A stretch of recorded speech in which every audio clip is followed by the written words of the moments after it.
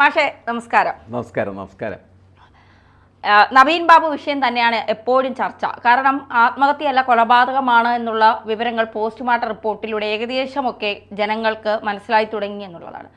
ഈ അരുൺ കെ വിജയനാണ് പി ദിവ്യയ്ക്ക് ജാമ്യം കിട്ടാൻ ഏറ്റവും കൂടുതൽ അരുൺ കെ വിജയൻ്റെ ഒരു മൊഴിയാണ് പി ദിവ്യയ്ക്ക് ജാമ്യം കിട്ടാൻ ഏറ്റവും കൂടുതൽ പ്രയോജനമായത്. അതായത് നവീൻ ബാബു ചേംബറിൽ പോയി തനിക്ക് തെറ്റുപറ്റിയെന്ന് പറഞ്ഞു എന്നാണ് കളക്ടർ കൊടുത്ത മൊഴി. പോലീസിനോടും ഗീതയ്ക്കും നൽകാത്ത മൊഴിയാണ് കോടതിയിൽ കൊടുത്തത്.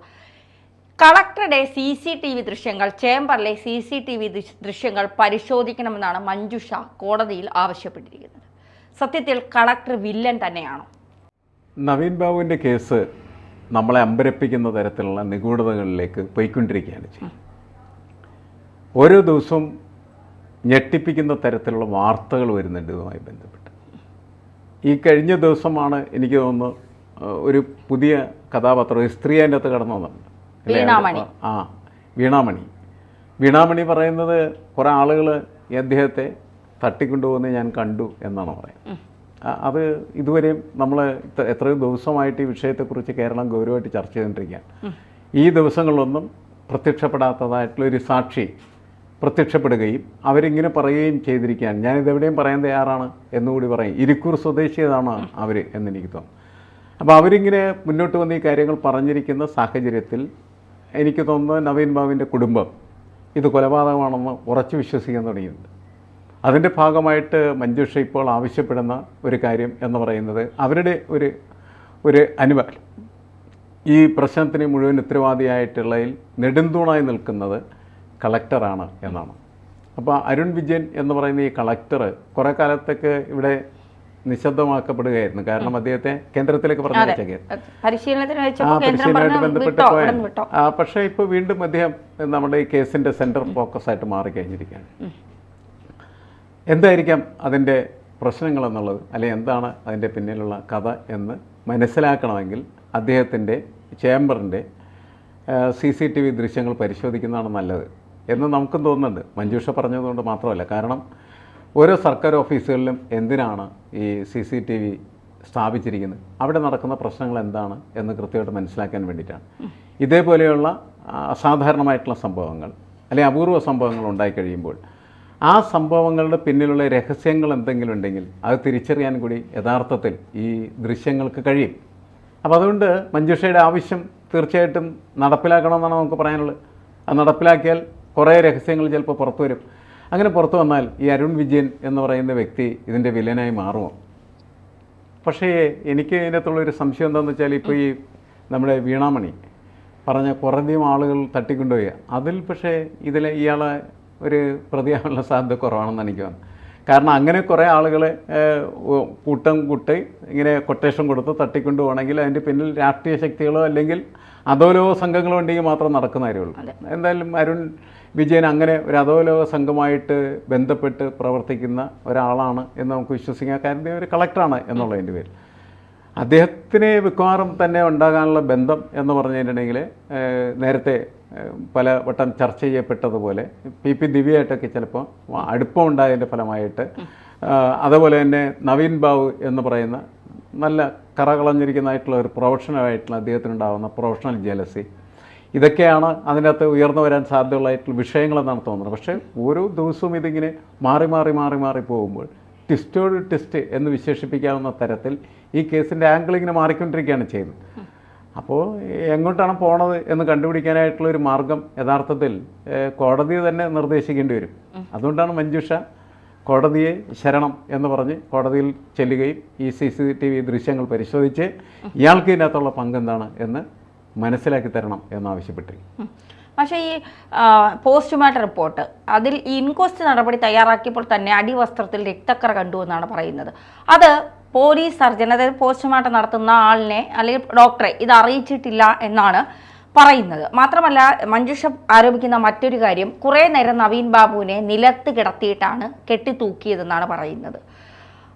ഇത്തരം കാര്യങ്ങൾ കൂട്ടി യോജിപ്പിക്കുമ്പോൾ ഇതൊരു കൊലപാതക സാധ്യതയാണ് തെളിഞ്ഞു വരുന്നത്. അങ്ങനെയാണ് എങ്കിൽ നമ്മളൊന്നും പ്രതീക്ഷിക്കാത്ത ഒരു ട്വിസ്റ്റ് ഇതിൽ സംഭവിക്കുമ്പോൾ, പ്രത്യേകിച്ച് നമ്മളിപ്പോൾ രാഷ്ട്രീയക്കാരെയും ഉന്നത രാഷ്ട്രീയ നേതൃനിരയിലുള്ളവരെയൊക്കെയാണ് സംശയിക്കുന്നത്. പക്ഷേ ഇതിൽ അതായത് ഒരു ഈ ഒരു ഭൂമാഫിയുമായൊക്കെ ബന്ധപ്പെട്ട ഒരു അധോലോകമാണ് പ്രവർത്തിച്ചതെങ്കിൽ നമ്മുടെ കണ്ണുകളൊക്കെ ഈ രാഷ്ട്രീയ നേതൃത്വത്തിൽ അരുൺ കെ വിജയനിലേക്കും ഈ ദിവ്യയിലേക്കും ഒക്കെ ഫോക്കസ് ചെയ്തിട്ട് ഈ യഥാർത്ഥ കൊലയാളികൾ സംരക്ഷിക്കപ്പെടുകയല്ലേ?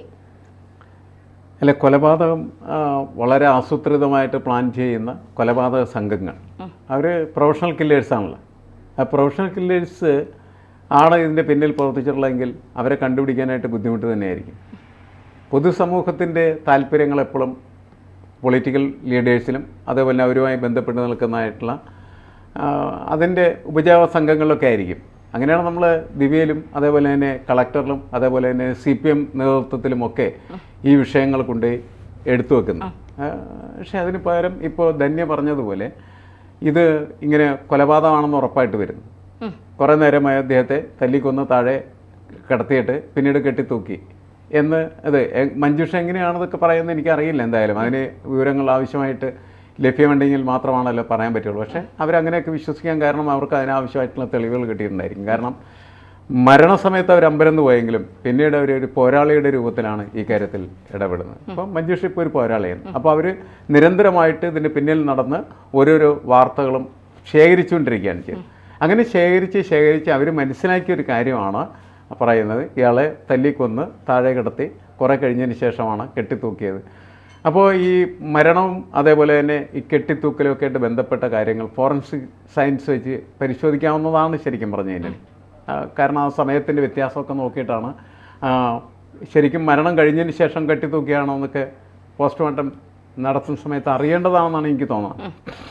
ഫോറൻസിക് സയൻസ് അങ്ങനെയൊക്കെ പറയുന്നുണ്ട്. അപ്പോൾ നമ്മൾ പല CBI ഡയറക്റ്റ് കുറിപ്പുകളൊക്കെ വായിക്കുമ്പോൾ മനസ്സിലാക്കപ്പെടുന്നത് അങ്ങനെയുള്ള സമയവ്യത്യാസത്തിൻ്റെ കാര്യത്തിൽ അവർ ഫോക്കസ് ചെയ്യുകയും അങ്ങനെ പല കേസുകളും തെളിയിക്കപ്പെടുകയും ചെയ്യുന്നുണ്ട്. ഇതിലും അത് വേണമെങ്കിൽ സംഭവിക്കാനുള്ള സാധ്യതയുണ്ട്. അപ്പോൾ അതിന് ആവശ്യമായിട്ടുള്ള അന്വേഷണം ആ രീതിയിൽ തന്നെ നടക്കണം. CBI തന്നെ അന്വേഷിക്കാൻ ഏൽപ്പിക്കുന്നതായിരിക്കും ഉത്തമം എന്നാണ് എനിക്ക് തോന്നുന്നത്. കാരണം ഈ കോടതിയുടെ മുന്നിൽ ഇതുമാതിരി ഒരുപാട് ദുരൂഹമായിട്ടുള്ള രഹസ്യങ്ങൾ നിറഞ്ഞിരിക്കുന്നതായിട്ടുള്ള കാര്യങ്ങളുണ്ട് എന്ന് വന്നാൽ കോടതിക്ക് എന്ത് ചെയ്യാം? ഗവൺമെൻറ്റിൻ്റെ നിർദ്ദേശം നോക്കേണ്ട ആവശ്യമില്ല, നേരെ CBIക്ക് വിടാവുന്നേ ഉള്ളൂ. അപ്പോൾ എങ്ങനെ വരും എന്നുള്ളത് നമുക്കറിയില്ല. ഇപ്പം അടുത്ത ആഴ്ചയിലാണ് വെച്ചിരിക്കുന്നത്. ഈ PV അൻവറിൻ്റെ ഒരു ആരോപണം PK ശശിയുടെ പേര് ഉൾപ്പെടുത്തി പറയുന്നുണ്ട്. അതിൽ എന്തെങ്കിലും കഴമ്പുള്ളതായി അത് വെറുതെ പറഞ്ഞു അല്ല, അൻവറിനെ നമുക്ക് വിശ്വസിക്കാനായിട്ട് പറ്റില്ല. കാരണം അൻവർ പറഞ്ഞ കാര്യങ്ങളുടെയൊക്കെ സ്ഥിതി എന്ന് പറയുന്നത് അത് എല്ലാവരും അതിൻ്റെ അകത്തേക്ക് ആകൃഷ്ടരാകാനുള്ള പ്രധാനപ്പെട്ട കാരണം അതിൻ്റെ ഒരു സ്പിരിറ്റ് ഉണ്ട്. P ശശി എന്ന് പറയുന്നതായിട്ടുള്ള ഒരു എന്താണ് മോശം ക്യാരക്ടർ, ഷേഡി ക്യാരക്ടർ എന്ന് നമുക്ക് നല്ല ഭാഷയിൽ വിശേഷിപ്പിക്കാം. അപ്പോൾ അദ്ദേഹത്തിനെതിരെ ഒരു ആരോപണം ആരെങ്കിലും പറഞ്ഞാൽ അത് പെട്ടെന്ന് ആളുകൾ വിശ്വസിക്കാനുള്ള സാധ്യത കൂടുതലാണ്. കാരണം ശശി അതാണ്. അപ്പോൾ അവിടെ ആ സാധ്യത ഉപയോഗിച്ച് അൻവർ അങ്ങനെ ഒരു ആരോപണം ഉന്നയിക്കുന്നു എന്നതിനപ്പുറം അൻവർ ആരാണ്? അൻവർ നമ്മുടെ കേരള രാഷ്ട്രീയത്തിൽ എന്താണ്? മനുഷ്യനെ സംബന്ധിച്ചിടത്തോളം സത്യസന്ധത ആവശ്യമാണ്. ആ സത്യസന്ധതയുടെ അടിസ്ഥാനത്തിൽ മാത്രമേ അയാൾ പറയുന്ന കാര്യങ്ങൾ നമുക്ക് കേൾക്കേണ്ട കാര്യമുള്ളൂ, നമുക്ക് മനസ്സിലാക്കേണ്ട. അൻവറിനെ വിശ്വസിക്കേണ്ട ഒരു കാര്യമുണ്ടെന്ന് എനിക്ക് തോന്നുന്നില്ല. അയാൾ പറഞ്ഞ് ചിലപ്പോൾ ശരിയായിരിക്കാം, ചിലപ്പോൾ തെറ്റായിരിക്കാം. കാരണം അത് ഊഹങ്ങളുടെ അടിസ്ഥാനത്തിലോ അല്ലെങ്കിൽ മറ്റുള്ളവർ പറയുന്നതിൻ്റെ അടിസ്ഥാനത്തിലാണ് അദ്ദേഹം ഈ കാര്യങ്ങളെല്ലാം പറഞ്ഞുകൊണ്ടിരിക്കുന്നത്. പക്ഷേ അദ്ദേഹം പറഞ്ഞു എന്നുള്ള ഒറ്റ കാരണത്തിൻ്റെ പേരിൽ അത് നമ്മൾ കേൾക്കേണ്ടതില്ല എന്നാണ് എനിക്ക് തോന്നുന്നത്. പക്ഷെ എന്തായാലും ഈ വിഷയത്തിൽ വലിയ നിഗൂഢതയുണ്ട് എന്നുള്ള കാര്യത്തിൽ ഒരു തർക്കമില്ല. കൂടുതൽ സാധ്യത എനിക്ക് തോന്നുന്നത് ഈ ഭൂമാഫിയയുമായി ബന്ധപ്പെട്ട അധോലോക സംഘങ്ങൾ ഇതിൻ്റെ പിന്നിൽ പ്രവർത്തിക്കുകയും ഈ ഏതൊരു കോവിലിൻ്റെ അടുത്ത് നിന്നാണ് ഇയാളെ തട്ടിക്കൊണ്ടു അല്ലേ, അങ്ങനെ തട്ടിക്കൊണ്ടോ എന്നൊക്കെ പറയുന്നത് യാഥാർത്ഥ്യമായിട്ട് വരികയാണെങ്കിൽ ഇതിൻ്റെ പിന്നിൽ പ്രവർത്തിച്ച ശക്തി എന്ന് പറഞ്ഞതിനിടയിൽ അധോലോക സംഘം തന്നെയാണ്. നമ്മൾ ഭയപ്പെടുത്തേണ്ട ഒരു കാര്യമാണ്. കാരണം കേരളത്തിൽ അങ്ങനെയുള്ള അധോലോക സംഘങ്ങൾ ഇപ്പോൾ ബോംബെയിലാണെന്ന് പറഞ്ഞാൽ നമുക്കത് അങ്ങനെ തന്നെ അംഗീകരിക്കാം. ഇത്തരം സംഘങ്ങൾ വ്യാപകമായ രീതിയിൽ പ്രവർത്തിക്കുന്ന ഒരു മേഖലയാണ് ഇവിടെ. പക്ഷെ അങ്ങനെ അധികം നമ്മൾ അതിനെക്കുറിച്ച് കേട്ടിട്ടില്ല. പക്ഷേ ഇവിടെയും വേണമെങ്കിൽ അവരൊക്കെ ഉണ്ടാകാം. പിന്നെ അവരിലേക്കാണ് അത് തിരിയുന്നതെങ്കിൽ നമ്മൾ തീർച്ചയായിട്ടും ഇപ്പം ഞെട്ടിയതിനേക്കാൾ കുറേ കൂടി ഭയാനകമായിട്ടുള്ള രീതിയിൽ ഞെട്ടേണ്ടി വരും. കാരണം നമ്മുടെ സമൂഹത്തിനും എപ്പോൾ വേണമെങ്കിലും എന്താണ് ഈ അധോലോക രാജ്യത്ത് പ്രവർത്തനത്തിന് വിധേയമാകുന്ന തരത്തിൽ മാറാം എന്നതിൻ്റെ സൂചന കൂടി അതിനകത്തുണ്ട്. അത് നമുക്ക് നല്ലതല്ല എന്നാണ് എനിക്ക് തോന്നുന്നത്.